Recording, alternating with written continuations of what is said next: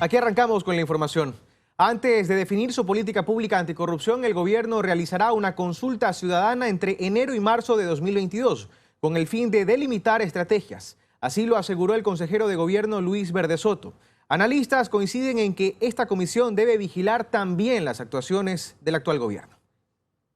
Se creará vía decreto ejecutivo y estará conformada por los titulares de las funciones del Estado, representantes de gobiernos seccionales, contralor, procurador y defensor del pueblo. A la cabeza el presidente de la República. Habrá también observadores con voz pero sin voto, entre ellos el Servicio de Rentas Internas, superintendencias, universidades y hasta medios de comunicación. Se trata de la Comisión Anticorrupción que impulsa el gobierno del presidente Guillermo Lasso, con la que se apunta a cumplir con un ofrecimiento de campaña casi 7 meses después de iniciado su mandato. Es el primer paso de una política nacional anticorrupción, dice Luis Verde Soto, consejero presidencial, quien adelanta que en el primer trimestre de 2022 se abrirán espacios de escucha para delinear estrategias. Es una política construida en colectivo. A eso se refiere la consulta popular que anunció el presidente y que la anunció de modo preciso, es decir, que va a ser una consulta sobre segmentos específicos de la población. No es una consulta con valor estadístico, sino una consulta sobre contenidos que se deberán observar dentro de la política anticorrupción. Los insumos que de ahí se obtengan permitirán definir qué reformas realizar, qué proyectos de ley presentar. Tendremos que ver si se deben cubrir vacíos o proponer reformas, se deberá ver si el número de instituciones es el adecuado y proponer cambios en torno a esto si es correspondiente. El anuncio genera reacciones. Una de las más tempranas llegó desde la Comisión Nacional Anticorrupción, la CNA, inconforme no solo con el hecho de que este organismo tenga su mismo nombre, sino con que la propuesta se convierta en un traje a la medida del gobierno. Francisco Huerta, analista político, dice que el tiempo dirá si la conformación de esta comisión fue una buena o una mala idea. Lo que sí dice es que el gobierno que la conforma y encabeza no puede quedar por fuera de las investigaciones, de las auditorías. El gobierno debe incidir todo lo posible en que se sancione la corrupción del pasado, evitar la corrupción del presente y permitir que otros se la señalen. Un voto de confianza también le da al criminólogo Juan José Hidalgo. Espera que este organismo sirva para articular acciones entre las instituciones que hoy ya tienen competencias para hacer frente a la corrupción, desde sus ámbitos de acción, pero cuyos resultados a veces no llenan las expectativas. ¿Qué pasa con el control institucional de cada una de estas instituciones? ¿Por qué las quejas que hacen los ciudadanos nunca terminan en un resultado positivo? ¿Por qué no se sancionan a los fiscales, jueces que son evidentes casos de corrupción?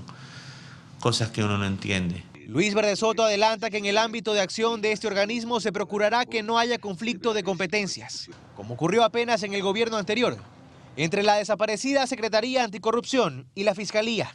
En Guayaquil, Carlos Acoto, 24 horas.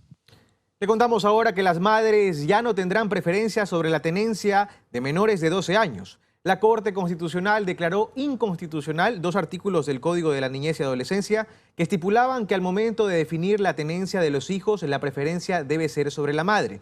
Les explicamos los detalles de esta decisión.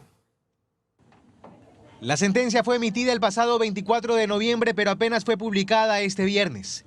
El máximo organismo de interpretación constitucional ha decidido que las madres ya no tendrán preferencia sobre la tenencia de niños y niñas menores de 12 años. Tema que así se planteaba en el artículo 106 del Código de la Niñez y Adolescencia. En el numeral 2 de este artículo se señala: a falta de acuerdo de los progenitores o si lo acordado por ellos es inconveniente para el interés superior del hijo o hija de familia, la patria potestad de los que no han cumplido 12 años se confiará a la madre, salvo que se pruebe que con ello se perjudica los derechos del hijo o hija. Mientras que en el numeral 4 se especifica: si ambos progenitores demuestran iguales condiciones, se preferirá a la madre, siempre que no afecte el interés superior del hijo o la hija.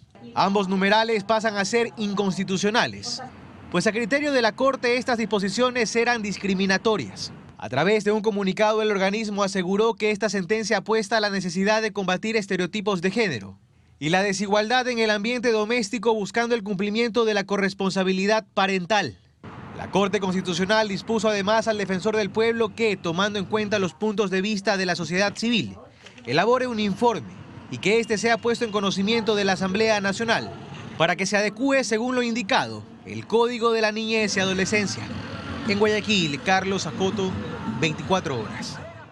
1:06 y continúa la campaña de vacunación masiva en el país, con el objetivo de lograr que el 85% de la población esté inoculada y alcanzar así la inmunidad colectiva. Vamos a enlazarnos de inmediato con nuestro compañero Luis Alfredo Zúñiga, quien se encuentra en el Malecón Simón Bolívar, en el centro de Guayaquil, con los detalles de esta campaña masiva. Adelante, Luis Alfredo.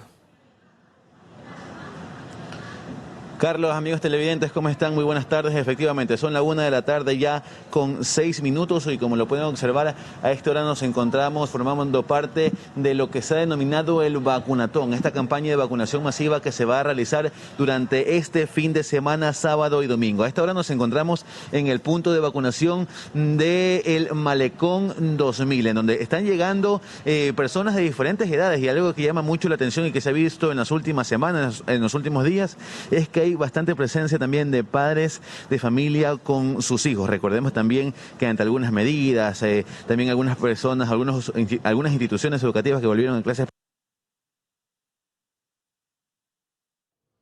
Tenemos un inconveniente técnico, esperamos retomar el contacto en los próximos minutos. Mientras que en la capital se ha abierto un punto de vacunación en la terminal de Carcelén por ser un lugar estratégico debido a la llegada de pasajeros de otras provincias. En esta primera semana de operación se han vacunado a más de 850 personas. Vamos a enlazarnos ahora en la capital con nuestra compañera Natalie Jiménez, quien se encuentra en este vacunatorio. Adelante, Natalie, con la información. Buenas tardes, compañeros, amigos televidentes. Así es, yo me encuentro en la terminal de Carcelén. Aquí hace una semana se aperturó un punto de vacunación. En promedio han recibido diariamente entre 120 a 130 pacientes diarios. Aquí se está aplicando primeras, segundas y tercera dosis. Ahora nos encontramos con una persona del Ministerio de Salud para que nos cuente cómo les ha ido en esta primera semana. ¿Cómo están? Muchas gracias. Bastante bien, creo que muy bien en realidad. Este punto fue aperturado desde la semana anterior y en realidad hemos visto mucha acogida de las personas, sobre todo las que se encuentran en este proceso de viaje. El día sábado, que todavía nos encontrábamos en un feriado, fue estratégico la colocación de este punto porque tuvimos muchas dosis que se fueron colocadas, tanto primeras, como bien menciona, primeras, segundas y dosis de refuerzo.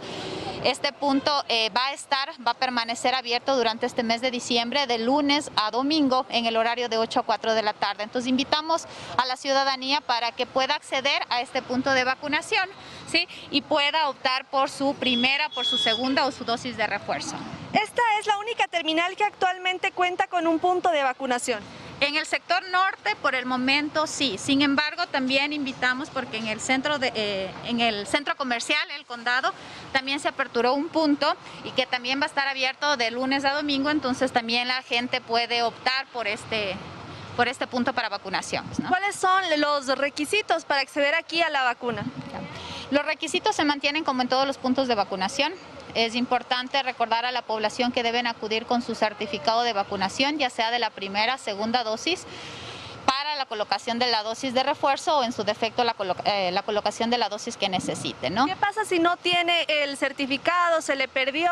Ya, en caso de que no tenga, requerimos la cédula de identidad nada más, el número de cédula, porque existe el sistema a nivel del ministerio que nos va a permitir conocer a través de esto cuándo se vacunó el paciente. Perfecto, muchísimas gracias. Esta es la información que les tenemos por el momento. Volvemos con ustedes de estudios. Muy buenas tardes.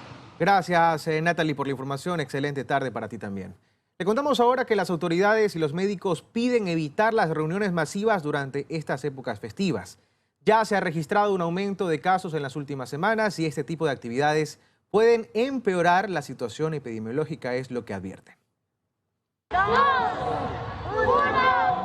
Faltan menos de 2 semanas para Navidad y desde ya han empezado los festejos y las reuniones sociales. Desde el COE Nacional exhortan a la ciudadanía a que estas épocas festivas no bajen la guardia y mantengan las medidas de bioseguridad. Evitemos estas cenas ampliadas en donde lastimosamente no sabemos exactamente cuál es el estado de salud de las personas que acuden. Hagámoslo con nuestro círculo cercano, con nuestra familia. En los centros comerciales, puntos a los que acuden para la compra de regalos, también se ha visto gran afluencia de personas. Aquí el exhorto es hacia los COEs cantonales para que exijan el cumplimiento de aforos. No creo que exista la necesidad de que vayamos a un centro comercial con 10, con 8, con 7 personas, muchas veces va toda la familia. Si queremos hacer unas compras, es necesario a lo mejor 1 o 2 personas, así vamos nosotros colaborando en la reducción de aforos. El epidemiólogo Daniel Simancas, además de las medidas de bioseguridad, da algunas recomendaciones en caso de que se participe en reuniones sociales de posible riesgo. No ha usado mascarilla, ya no sabe de qué vaso tomó, pero mantenga esta mascarilla dentro de casa, coma de manera diferencial, trate de no tener contacto con sus personas hasta que pase una semana. Si presenta síntomas, se hace la prueba. Además señala que en la siguiente semana recién se verán reflejados los resultados de los desmanes que hubo en la capital por fiestas de Quito. Realmente que se está congestionando, que es el inicio de un incremento importante de casos. Quizá nos está salvando la gran población contagiada en el país. Las vacunas, ha sido un excelente proceso de vacunación. Agrega que actualmente hay una capacidad reducida en las casas de salud para atender a pacientes COVID y por eso el pedido de los médicos es corresponsabilidad. Este lunes el COE Nacional se reunirá para definir los parámetros que se establecerán durante Navidad y Año Nuevo. Además, ya analizan la posibilidad junto a la Intendencia de Pichincha de solicitar certificados de vacunación para el ingreso a lugares públicos. En Quito, Natalie Jiménez, 24 horas. Se suspendió la audiencia para resolver si los comerciantes informales podrán laborar en las calles de la bahía de Guayaquil. El municipio señala que continuará con los operativos y no permitirá el comercio informal. Este fue el escenario la mañana de este sábado en los exteriores de la Unidad Judicial Albán Borja en Guayaquil. Decenas de comerciantes informales esperaban una respuesta. Que por favor nos permita trabajar este mes de diciembre. Y es que este sábado se retomó la audiencia donde se esperaba una resolución a la acción de protección presentada por los comerciantes informales en contra del municipio de Guayaquil, para que se les permita comercializar sus productos en las calles de la bahía.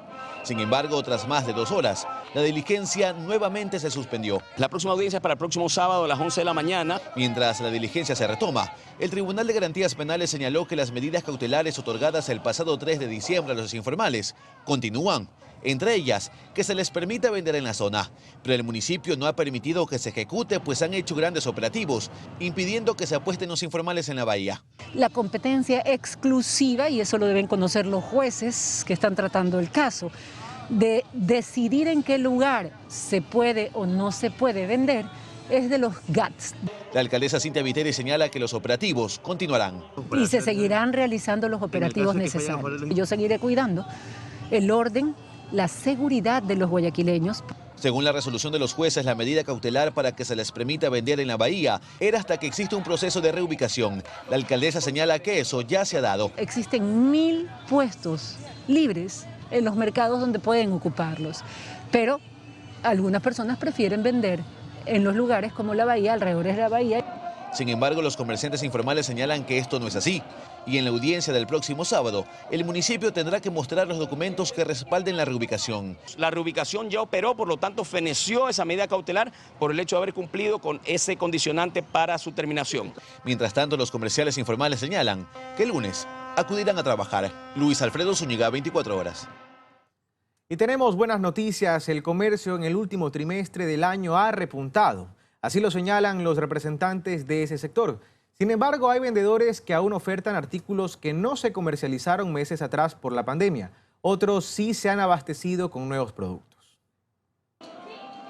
Este 2021, tras la vacunación, ha permitido reactivar algunos sectores, entre ellos el comercio, que pese a que muchos no soportaron las consecuencias de la pandemia, otros con esfuerzo están logrando levantarse. Y la última parte del año es fundamental. Eso motiva a que las personas acudan a los almacenes. Igual el último trimestre del año es el trimestre más importante para el comercio. Ya han existido puntos claves que han incentivado un mayor movimiento económico. Nosotros perdimos un porcentaje con esto el tema de la pandemia y ese porcentaje pudo incrementarse en esos días. De igual manera se ha motivado el comercio electrónico que con la pandemia ha tenido mayor acogida. Este año se han realizado 2 Cyber Monday con ventas millonarias.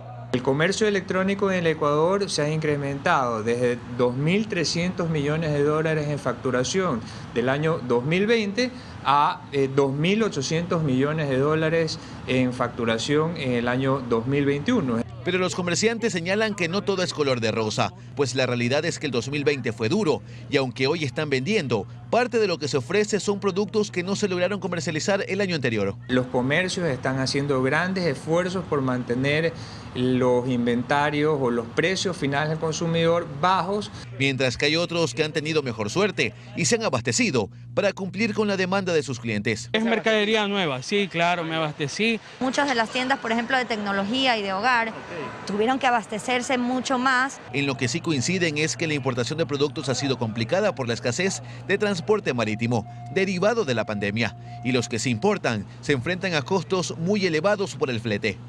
Relativamente un contenedor de 40 está costando hasta $20.000 el flete, lo que antes costaba $2.500. Así continúa la actividad comercial. Todos coinciden que esperan cerrar diciembre de manera positiva y hay grandes expectativas. Luis Alfredo Zúñiga, 24 horas.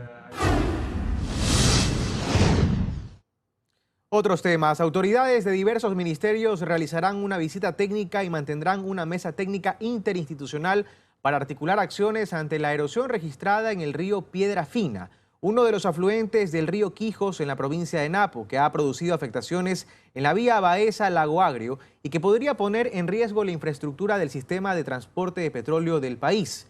La reunión busca precautelar la seguridad física de trabajadores y pobladores, salvaguardar la infraestructura estratégica del sector petrolero y también del sector vial.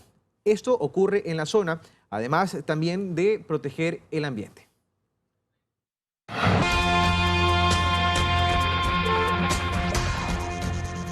1:24 p.m. Gracias por seguir con nosotros. Ahora retomamos el contacto con Luis Alfredo Zúñiga porque continúa la campaña de vacunación masiva en el país con el objetivo de lograr, como decíamos, que el 85% de la población esté inoculada y así alcanzar la inmunidad colectiva. Nos contactamos de inmediato con Luis Alfredo Zúñiga desde el Malecón Simón Bolívar. Adelante.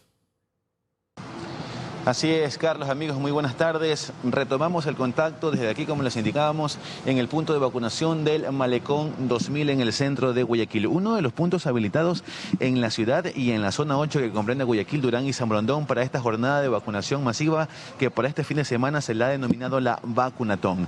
Recordemos que se aplican primeras dosis, segundas dosis y también las dosis de refuerzo para la población desde 5 años en adelante. Las últimas cifras que ha entregado el Ministerio de Salud es que en el país el 25.4% de niños y niñas de entre 5 a 11 años ya está totalmente vacunado, mientras que en el grupo de 12 a 17 años se ha inmunizado al 61.8% y también al 78.8% de jóvenes de 18 a 24 años. Recordemos que el objetivo es vacunar al 85% de la población en el país y actualmente ya 11.7 millones de ecuatorianos tienen el esquema de vacunación completo. Eso es las cifras que se arrojan al momento en el país por parte del Ministerio de Salud. Observamos cómo continúa en estos momentos la vacunación a las personas de diferentes edades. Se están aplicando las, como indicamos, primeras, segundas y también las dosis de refuerzo a la población en general. Algo que ha llamado también la atención es que en los últimos días he observado también bastantes padres de familia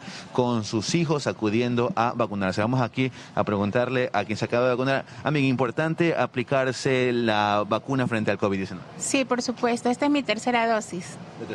¿Cuál se aplicó? AstraZeneca. Quizás un poco más relajada, más tranquila, protegida. Sí, por supuesto. Perfecto. Ese es el sentir aquí a esta hora de la tarde. Repetimos, nos encontramos en el punto de vacunación del Malecón 2000. Este fin de semana se ejecuta la vacunatón, así se ha denominado esta jornada de vacunación masiva. Nosotros vamos a seguir haciendo un recorrido por los diferentes puntos de vacunación habilitados aquí en la ciudad de Guayaquil. Mientras tanto, continúan como hacen estudios. Muy buenas tardes.